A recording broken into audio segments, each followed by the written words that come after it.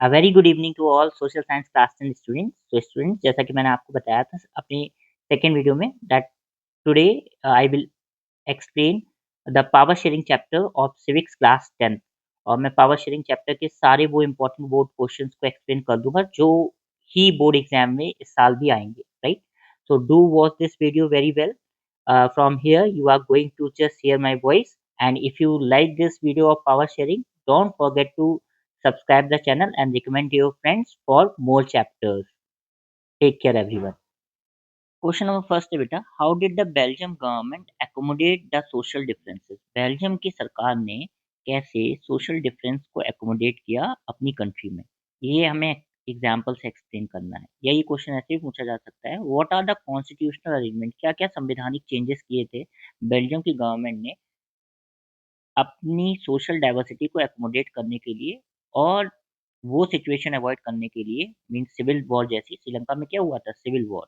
तो civil war जैसी situation को अवॉइड करने के लिए अपनी कंट्री में तो बेल्जियम ने क्या क्या चेंजेस किए थे कॉन्स्टिट्यूशन में, हम ऐसे भी इस क्वेश्चन को समझ सकते हैं। तो आंसर बेटा, Belgium accommodated it's social differences by working out an arrangement which suited to the needs of various communities. Belgium ने एकोमोडेट किए अपने सोशल डिफरेंसेस को एक ऐसा अरेंजमेंट करके जो कि सूट करता था सभी कम्युनिटीज की नीड को।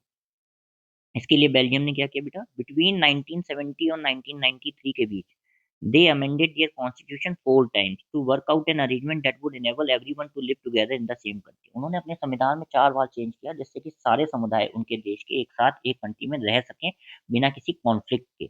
This was done in the following veg, ये इस तरीके से किया गया। फर्स्ट पॉइंट है बेटा, दो हालांकि Dutch were in majority in the country, Dutch की पॉपुलेशन मेजोरिटी में थी कंट्री में, the French and Dutch speaking population was given equal representation in the central government. तब भी फ्रेंच और डच स्पीकिंग लोगों को इक्वल रिप्रेजेंटेशन दी गई सेंट्रल गवर्नमेंट में। सेकंड है, Belgium was declared as a federal state. Belgium को एक फेडरल स्टेट डिक्लेयर कर दिया गया, मतलब जहाँ पे फिर डच और फ्रेंच के लोगों में पावर्स इक्वली डिवाइड होगी। And third state government were given important powers, state government को इम्पोर्टेंट पावर्स दी गई। The state government did not act as subordinate to the central government. अब मीन्स स्टेट गवर्नमेंट सबऑर्डिनेट नहीं है central government की। State government will exercise same powers in Belgium as according to the central government, right? क्योंकि unity state में क्या होता है, सिर्फ पावर सेंट्रल गवर्नमेंट के पास होती है, और फेडरल स्टेट में क्या होता है, सेंट्रल और स्टेट गवर्नमेंट के बीच पावर डिवाइड होती है, राइट? थर्ड पॉइंट है बेटा, the capital city of Brussels, एक कैपिटल सिटी थी बेल्जियम की जिसका नाम था Brussels, had a separate government, वहाँ पे एक सेपरेट गवर्नमेंट थी। दो the French speaking population was in majority in the city, जैसे कंट्री में बेटा डच की पॉपुलेशन ज़्यादा थी, वैसी कैपिटल में फ्रेंच की पॉपुलेशन ज़्यादा थी, पर फिर भी they accepted equal representation in Brussels. Capital में भी उन्होंने इक्वल रिप्रेजेंटेशन एक्सेप्ट की। कहने का मतलब क्या है, this was because the Dutch speaking people accepted equal representation in the central government in spite of being their majority. जहाँ पे डच ने कॉम्प्रोमाइज किया बेटा सेंट्रल गवर्नमेंट में और इक्वल रिप्रेजेंटेशन दी फ्रांस के लोगों को, वहीं फ्रांस के लोगों ने कैपिटल में ब्रसल्स में डच के लोगों को भी 50% रिप्रेजेंटेशन दी, सरकार में हिस्सेदारी की, राइट? फोर्थ पॉइंट है, community government also existed in Belgium, एक सामुदायिक सरकार बनाई गई बेल्जियम में, which was elected by major linguistic group namely Dutch, French and German, जो लिंग्विस्टिक ग्रुप्स के द्वारा इलेक्ट की जाती थी, जिसमें डच आते थे, फ्रेंच आते थे और जर्मन लोग आते थे, right? This government looked after, ये जो गवर्नमेंट कम्युनिटी गवर्नमेंट नई तरीके की सरकार बनाई गई थी बेल्जियम में, ये लुक आफ्टर करती थी इन इश्यूज पे, लाइक एजुकेशन पे, लैंग्वेज पे और कल्चर। यहाँ पे बेटा एक वर्ड कल्चर भी होगा, राइट? आप कर लीजिएगा, ये 2 बार एजुकेशन गलती से रिटर्न हो गया है ना। Moving forward to next question बेटा, question number 2, explain the various forms of power sharing arrangement practice in modern democracy. क्या क्या various forms of power sharing arrangements हैं जो मॉडर्न डेमोक्रेसी में प्रैक्टिस किए जाते हैं, या explain 4 forms of power sharing. हमारे पावर शेयरिंग चैप्टर में सिर्फ 4 फॉर्म्स ही एक्सप्लेन है, उन चारों को हमें एक्सप्लेन करना है, राइट? आंसर है बेटा, फर्स्ट है, power is shared among different organs of government. Power अलग अलग ऑर्गन्स ऑफ गवर्नमेंट में शेयर की जाती है। The different organs of government are legislative, जो लॉ बनाती है, एग्जीक्यूटिव, जो लॉ को इम्प्लीमेंट करती है, एंड जुडिशरी, जो लॉ को प्रोटेक्ट करती है, have power and they mutually exercise control over each other. उनके पास अपनी सेपरेट पावर्स होती हैं और वो म्यूचुअली मिलजुल के कंट्रोल एक्सरसाइज करते हैं एक दूसरे पे। It is called horizontal division of power. इसे हम क्या कहते हैं बेटा? हॉरिजॉन्टल डिवीजन ऑफ पावर कहते हैं when power is shared in between different organs of government.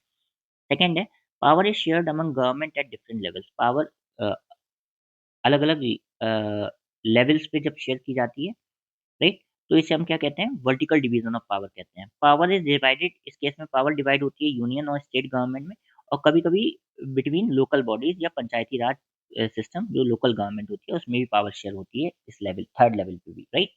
So power is shared among government at different levels. Power is divided between union and state government, and further between the local bodies. It is called federal or vertical division of power. याद रखिएगा। Third point है power is shared among different social groups. अलग अलग सामाजिक समुदायों में power divide होती है, जिसमें रिलीजियस ग्रुप्स आते हैं, लिंग्विस्टिक आते हैं, ट्राइबल्स आते हैं और माइनॉरिटी ग्रुप्स आते हैं।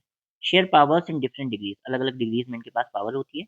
This form of power sharing may be democratic like Belgium, और कॉन्स्टिट्यूशनल एज इन इंडिया, या ये डेमोक्रेटिक होती है बेल्जियम जैसी, या कॉन्स्टिट्यूशनल होती है इंडिया जैसी, क्योंकि कॉन्स्टिट्यूशन कई सारे माइनॉरिटी ग्रुप्स को, लिंग्विस्टिक ग्रुप्स को या ट्राइबल ग्रुप्स को पावर्स देता है कि नहीं देता है, उनकी आइडेंटिटी को प्रोटेक्ट करने की कल्चर इस सेम तौर पे। तो ये कॉन्स्टिट्यूशनली गारंटीड। और डेमोक्रेटिक किस तरीके से है, क्योंकि बेल्जियम ने एक डेमोक्रेटिक गवर्नमेंट बनाई थी और उसके थ्रू उन्होंने एक कम्युनिटी गवर्नमेंट भी बनाई थी, राइट, जहाँ पे चाहे डच हो, फ्रेंच हो, जर्मन हो, वो अपने एजुकेशनल, लिंग्विस्टिक और कल्चर रिलेटेड इश्यूज पे डिसीजन ले सकते हैं, राइट। नेक्स्ट है बेटा फोर्थ है power is shared by political parties. Power political parties द्वारा शेयर की जाती है। अ, ये वर्ड गलत है। प्रेशर ग्रुप्स द्वारा शेयर की जाती है, और social movement in the coalition government. Coalition की स्पेलिंग गलत है, सही कर लीजिएगा, coalition government small political parties are more important and powerful. जब भी कोलिशन गवर्नमेंट बनती है बेटा, मतलब गठबंधन की सरकार बनती है, तो वहाँ पे जो छोटी पार्टीज होती है वो बहुत ज़्यादा इंपॉर्टेंट होती है और पावरफुल होती है, वरना उनकी वजह से सरकार नहीं बन पाएगी अगर आपकी नंबर ऑफ सीट्स कम रहेगी। Secondly, in the form of pressure group, the traders, farmers, industries and workers association exercise power on government. Pressure groups की बात करें तो ट्रेडर्स का प्रेशर ग्रुप होते हैं, फार्मर्स के होते हैं, इंडस्ट्रीज के होते हैं, वर्कर्स के होते हैं। इनकी भी काफ़ी ज़्यादा पावर होती है सरकार के ऊपर। क्यों? क्योंकि ये ग्रुप्स में वोट देते हैं और ये वोट काट भी सकते हैं, राइट? इसलिए इनकी भी को भी बहुत ज़्यादा पावर्स होती है।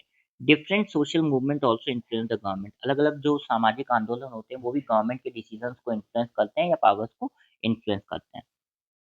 तो एक तो हो गया अपना बेटा हॉरिजॉन्टल डिवीजन ऑफ पावर, दूसरा हो गया वर्टिकल डिवीजन ऑफ पावर, तीसरा हो गया power is shared between different social groups, जैसे कि रिलीजियस हो गए, लिंग्विस्टिक हो गए, ट्राइबल हो गए या माइनॉरिटी हो गया, और चौथा क्या हो गया? Power is shared by different political parties, pressure groups and social movements, right? याद रखिएगा। नेक्स्ट क्वेश्चन है बेटा अपना question number third, what do you understand by the term majoritarianism? Majoritarianism शब्द से आप क्या समझते हैं? What measures were adopted by Sinhala government against Sri Lankan Tamils in Sri Lanka which led to civil war? क्या measures Sinhala government ने adopt किए थे श्रीलंकन तमिल्स के अगेंस्ट श्रीलंका में, जिसकी वजह से वहां पे सिविल वॉर हुआ? या ये क्वेश्चन ऐसे भी पूछा जा सकता है, examine four causes of strained relationship between Sinhala and Tamil. क्या चार ऐसे कारण थे जिसकी वजह से जो संबंध थे सिन्हाला और तमिल कम्युनिटीज में, समुदाय के लोगों में, वो बहुत ज्यादा खराब हो गए, या वो बहुत ज्यादा अलग हो गई ये दोनों कम्युनिटीज एक दूसरे से, राइट? आंसर है बेटा, पहले हम मेजोरिटेरियनिज्म की डेफिनेशन समझते हैं।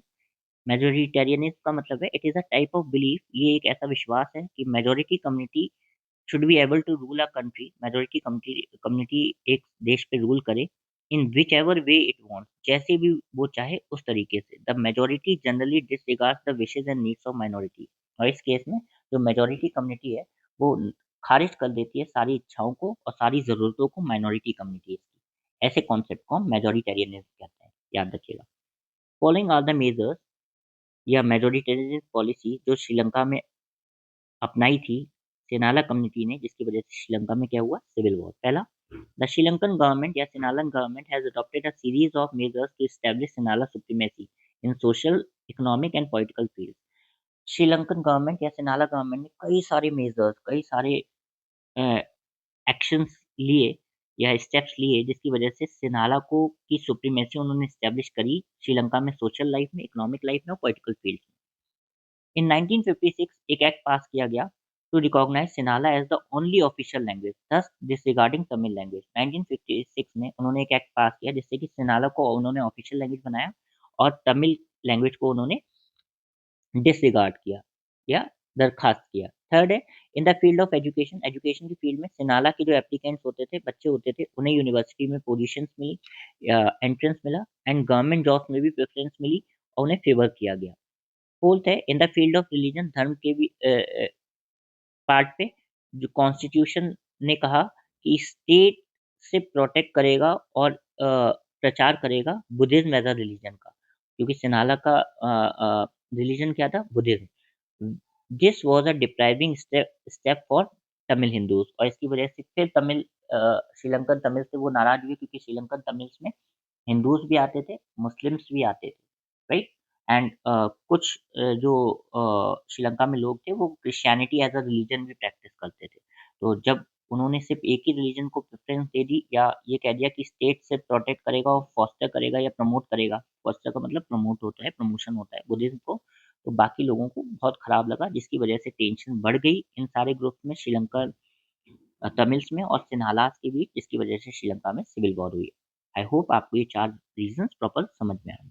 क्वेश्चन नंबर 4 है बेटा, explain reasons about why do we need power sharing. हमें कारण जानने हैं कि हमें पावर शेयरिंग की क्यों ज़रूरत है और why power sharing is desirable. Power sharing desirable क्यों है? तो पावर शेयरिंग डिज़ायरेबल इसलिए है, इसके 2 रीज़न्स दिए गए हैं हमारे बुक में। पहला है प्रूडेंशियल रीज़न और दूसरा है बेटा मोरल रीज़न्स पावर शेयरिंग के लिए। प्रूडेंशियल रीज़न क्या-क्या है पावर शेयरिंग की, ये हम समझते हैं। पहला है एक पावर शेयरिंग जब हम करते हैं तो कॉन्फ्लिक्ट की जो पॉसिबिलिटी है वो कम हो जाती है अलग-अलग सोशल ग्रुप्स में। Since social conflict often leads to violence, जब सोशल कॉन्फ्लिक्ट होता है इसकी वजह से वायलेंस होता है और पॉलिटिकल इंस्टेबिलिटी आती है और पावर शेयरिंग इन सब चीज़ों को रोकता है। It is a good way to ensure the stability of political order. अगर राजनीतिक ऑर्डर में हमें स्टेबिलिटी चाहिए या सरकार में हमें स्टेबिलिटी चाहिए तो हमें पावर शेयरिंग करनी चाहिए। ठीक है, imposing the will of majority community over others may look like an attractive option in the short run, but it in the long run it undermines the unity of the nation. हमेशा majority community की इच्छाओं को पूरा करना एक attractive option दिख सकता है कम समय के लिए, बट लंबे समय में ये एक देश की यूनिटी को, एकता को खत्म कर देगा, क्योंकि जितने भी लोग माइनॉरिटी में होंगे वो धीरे-धीरे बहुत ज़्यादा जेलस हो जाएँगे मेजॉरिटी कम्युनिटी के लोगों के, क्योंकि वो उनको की विशेज़ को या उनके इंटरेस्ट को फुलफिल करने के लिए वर्क नहीं करेंगे, राइट? मोरल रीज़न बेटा समझते हैं पावर शेयरिंग के। मोरल रीज़न्स क्या हैं? Power sharing is the very spirit of democracy. ये याद रखिएगा, एमसीक्यू में भी पूछा जा सकता है, right? A democratic rule involves sharing power with those affected by its exercise and who have to live with its effect. एक डेमोक्रेटिक रूल में पावर उन लोगों के साथ शेयर की जाती है जो उस पावर की एक्सरसाइज से इफेक्ट होंगे, जैसे कि लोगों से, and who have to live with its effects, और जब वो पावर इम्प्लीमेंट होगी उनके ऊपर तो उसके जो प्रभाव होंगे उसके साथ उन लोगों को जीना होगा, राइट? बी है people have a right to be consulted on how they are to be government. लोगों का ये पूरा अधिकार है कि उनके से पूछा जाए कि वो कैसी सरकार चाहते हैं। वो एक डेमोक्रेटिक गवर्नमेंट चाहते हैं, वो एक डिक्टेटरशिप गवर्नमेंट चाहते हैं, तो लोगों को पूरा अधिकार है कि वो कैसी सरकार बनाना चाहते हैं और कैसे गवर्न होना चाहते हैं, राइट? थर्ड है a legitimate government is one. एक पॉपुलर गवर्नमेंट वो है जहाँ पे सिटीज़न्स पार्टिसिपेट करें और गवर्नमेंट में हिस्सेदारी लें, ठीक है? या गवर्नमेंट में उनका कोई रोल हो फॉर्मेशन में, राइट?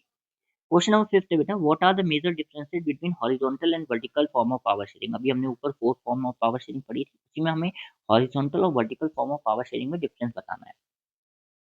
फर्स्ट है difference between them, horizontal division of power in which power is shared among different organs of government. Horizontal में हम डिफरेंट ऑर्गन्स ऑफ गवर्नमेंट में पावर शेयर करते हैं, जिसमें लेजिस्लेचर आता है, एग्जीक्यूटिव आता है और जुडिशरी आती है। जहाँ पे वर्टिकल डिवीजन ऑफ पावर में पावर शेयर होती है डिफरेंट लेवल्स ऑफ गवर्नमेंट में, वहाँ ऑर्गन्स, यहाँ पे लेवल्स है, like union government, state government और लोअर लेवल्स लाइक पंचायती राज। सेकंड है in horizontal form of power sharing, power is share different different organs of government like legislative, executive and judiciary. बेटा ये same point repeat हो गया है ना?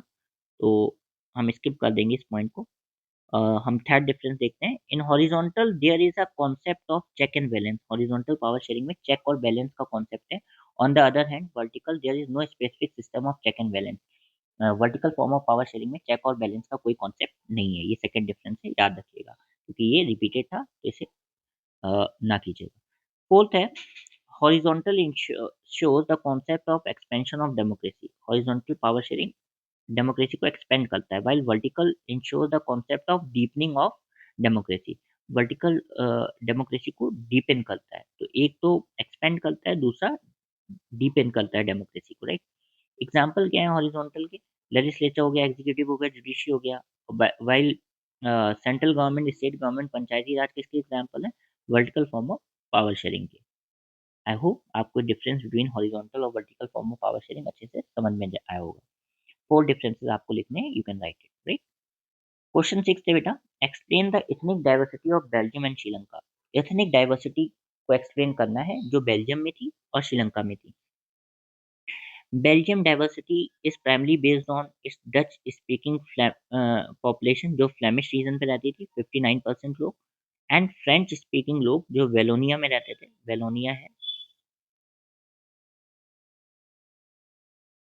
Right, 40% population with a small German speaking community जो कि 1% थी, ठीक है। तो डच जो फ्लेमिश रीजन में रहते थे वो 59% थे, फ्रेंच जो वेलोनिया रीजन में रहते थे 40% पॉपुलेशन थी, और जर्मन स्पीकिंग कम्युनिटी की 1% पॉपुलेशन थी। वहीं पे हम अगर श्रीलंका की इतनी डाइवर्सिटी की बात करें तो वहाँ पे सिनाल कम्युनिटी जो मेजोरिटी में थी वहाँ की पॉपुलेशन 74% थी, और जो तमिल माइनॉरिटी थी इनकी पॉपुलेशन 18% थी, जिसको डिवाइड किया जाता था श्रीलंकन तमिल्स में और इंडियन तमिल्स में, जहाँ पे श्रीलंकन तमिल्स की 13% पॉपुलेशन थी और इंडियन तमिल्स की 5% थी, along with other groups like Moors जिन्हें मुस्लिम्स कहा जाता था, मतलब मुस्लिम्स भी रहते थे श्रीलंका में। The main difference is that Belgium has historically managed this linguistic diversity through a power sharing system, while Sri Lanka ethnic diversity had been marked by conflict stemming from majoritarian policies favoring the Sinhalese minority. Main difference क्या था इन दोनों की इतनी diversity में कि जहाँ पे Belgium ने तो पावर शेयरिंग करके जो कॉन्फ्लिक्ट था लिंग्विस्टिक डाइवर्सिटी का उसे सॉल्व कर दिया, वहीं श्रीलंका ने मेजोरिटेरियन की पॉलिसी चुनी, पावर शेयरिंग की कॉन्सेप्ट को नहीं अडॉप्ट किया, जिसकी वजह से वहाँ पे कॉन्फ्लिक्ट हुआ और सिविल वॉर जैसी सिचुएशन क्रिएट हुई, राइट। क्वेश्चन नंबर 7 थे बेटा, what were the demands of Sri Lankan Tamil. Sri Lankan Tamils की क्या डिमांड थी, राइट, क्योंकि सिविल वॉर हुई थी, और किसकी वजह से हुई थी? क्योंकि तेनाला और श्रीलंकन तमिल के बीच जो रिलेशनशिप था वो कैसा था? स्ट्रेन्ड था, है ना। तो डिमांड्स क्या थी उनकी? फर्स्ट थी it included regional autonomy for Tamil speaking. वो चाहते थे कि एक उन्हें रीजनल इंडिपेंडेंस मिले। ऑटोनॉमी का मतलब होता है इंडिपेंडेंस उन रीजन्स में जहाँ पे तमिल लोग ज़्यादा हैं, मीन्स नदर्न और ईस्टर्न प्रोविंसेस में। सेकेंड है recognition of Tamil as an official language. Sinhala की तरह तमिल को भी आप ऑफिशियल लैंग्वेज का दर्जा दीजिए और इक्वल राइट्स ऑफ अपॉर्चुनिटीज दीजिए हमारे लोगों को भी एजुकेशन में और एम्प्लॉयमेंट अपॉर्चुनिटीज में और पॉलिटिक्स में। थर्ड है they also sought the protection of their culture and linguistic identity. उन्होंने अपनी कल्चर और लिंग्विस्टिक आइडेंटिटी की प्रोटेक्शन मांगी and an end to discrimination and violence. और उनके अगेंस्ट जो भेदभाव हो रहा था, वायलेंस हो रहा था, उसको खत्म करने की बात आवाज दी उन्होंने। फोर्थ है to fulfil their above demand the Sri Lankan Tamils launch parties and struggles. अपनी इन डिमांड को फुलफिल करने के लिए श्रीलंकन तमिल्स ने नई पार्टीज बनाई, नए स्ट्रगल्स किए, संघर्ष किए, and by 1980 several political organisations form where which were, यहाँ पे विच वर होगा, जो कि डिमांड कर रही थी an independent Tamil Eelam state, जो इंडिपेंडेंट तमिल स्टेट की डिमांड करने लगी, क्योंकि उन्हें लगता था कि अगर हम अपना जब सेपरेट स्टेट मांगेंगे तभी हमारी डिमांड फुलफिल होंगी या हमारे लोगों को राइट्स मिलेंगे सिन्हाला कम्युनिटी या सिन्हाला गवर्नमेंट से। आई होप आपको ये 7 के 7 question chapter number 1 civics power sharing के अच्छे से समझ में आए होंगे। इसके अलावा बेटा कोई और क्वेश्चन बनने के चांसेस बिल्कुल नहीं है, राइट। इसलिए do watch the video properly and do read the answers carefully, जिससे कि आप प्रॉपर पॉइंट में आंसर्स लिख सकें, राइट, जिससे कि आप ज़्यादा से ज़्यादा स्कोर कर सकें। इसके बाद I will also make complete videos of the question answers of that chapter of civics before 2nd of March, right? All the best for your preparation.